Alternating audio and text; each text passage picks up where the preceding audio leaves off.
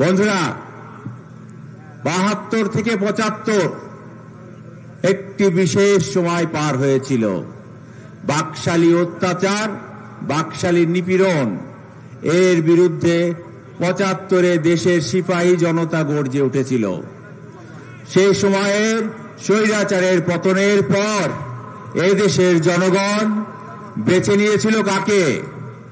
শহীদ রাষ্ট্রপতি জিয়াউর রহমানকে। রাষ্ট্র ক্ষমতায় অধিষ্ঠিত করেছিলেন তাকে। ঠিক তেমনি ভাবে ৮২ থেকে ৯০ এই ক্রান্তিকালটি পার হয়েছিল। দেশে স্বৈরাচারের উত্থান হয়েছিল। ৯০ সালে ছাত্র জনতার বিপ্লবের মাধ্যমে এই স্বৈরাচারের এরশাদের পতন হয়। আমরা তখন অনেক ছোট। এরশাদের পতন দেখার সৌভাগ্য একটু একটু হয়েছিল, কিছুটা মনে আছে। এরশাদের পতনের পর ৯১ সালে জাতীয় সংসদ নির্বাচনে এদেশের আপামর জনসাধারণ আমাদের প্রিয় নেত্রী দেশনেত্রী বেগম খালেদা জিয়াকে ক্ষমতায় অধিষ্ঠিত করেছিল নির্বাচনের মাধ্যমে, নিরঙ্কুশ বিজয়ের মাধ্যমে। আবার শুরু হলো আর এক অনাচার পর্ব। ২০০৬ থেকে ২০২৪ দেশে চরম বিশৃঙ্খলা, চরম নৈরাজ্য, ৩৬,০০০ খুন গুম, সমস্ত কিছু পাড়ি দিয়ে এই দেশের ছাত্র জনতা এক সময় উৎপীড়িত হয়ে উঠল। এই সরকারের বিরুদ্ধে খেপে উঠল এদেশের ছাত্র জনতা। লাখো জনতার সমস্যার চিত্তাকারে এবং সম্মিলিত প্রচেষ্টায় হাসিনা কিন্তু পালিয়ে গেল। হাসিনা তার নিজের দেশ ভারতে পালিয়ে গেলেন। এরপরে এখন আসলেন ইউনূস সরকার। আপনারা কি ইউনূস সরকার এসেছেন নির্বাচন দিতে, ওনারা নির্বাচনের প্রস্তুতি নিচ্ছেন, কিন্তু আপনারা কি কান পাতলে কিছু শুনতে পান? আগামীতে ক্ষমতায় কে আসছেন, আগামীর প্রধানমন্ত্রী, আগামী দেশ পরিচালনার জন্য কার নামটা উচ্চারণ হচ্ছে আপনারা শুনতে পান? সমস্যারে বলেন, আরেকবার বলেন, জি, তিনি তারেক রহমান। আমাদের নেতা তারেক রহমানের নাম শুনতে পাওয়া যায়, আকাশে বাতাসে কান পাতলে শোনা যায়। আগামী দিনে আমাদের এই রাষ্ট্র পরিচালনার দায়িত্ব এই দেশের জনগণ তারেক রহমানের হাতে পদার্পণ করতেছে।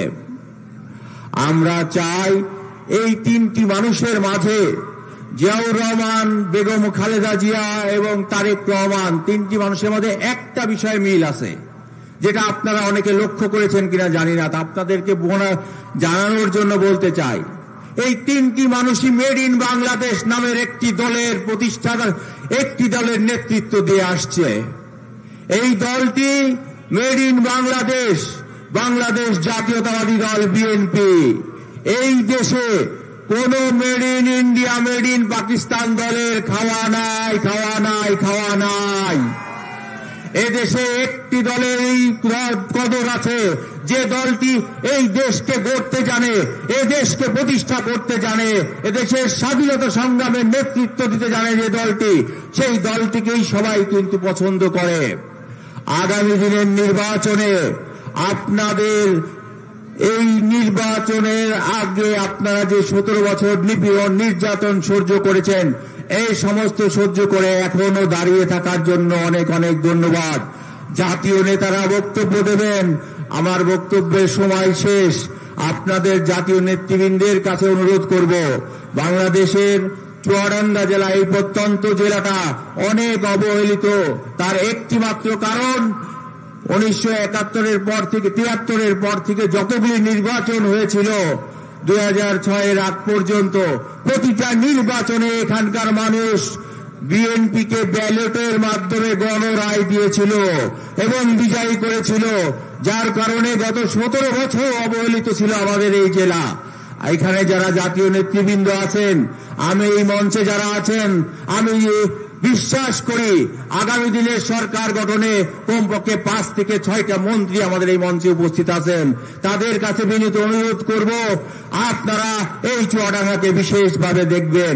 এই আশাবাদ ব্যক্ত করে সবাইকে ধন্যবাদ জানিয়ে শেষ করছি। খোদা হাফেজ। বাংলাদেশ জিন্দাবাদ। আসসালামু আলাইকুম।